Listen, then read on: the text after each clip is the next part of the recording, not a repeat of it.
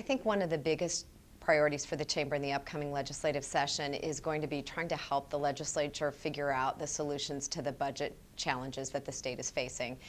We're recovering nicely from the recession, but the state still has a pretty significant hole to fill on the budget side.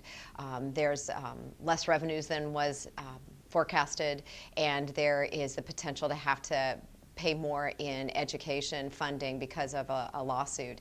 And so I think for the Chamber, what's going to be important for us is to try to help the legislature come up with good policies that don't slow down the economic recovery.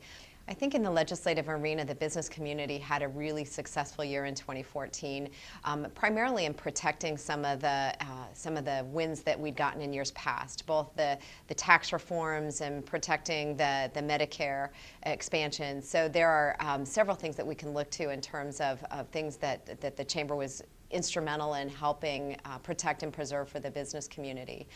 Another big win, I think, was making sure that the education standards were preserved in our state as well. I think, as most people know, there's a lot of debate and discussion going on right now about what are the appropriate standards. And I think the position of the Chamber that we can have a debate about the standards, but we have to have them. And so I think that was a big win for the business community on an issue that's not really traditionally one of our issues.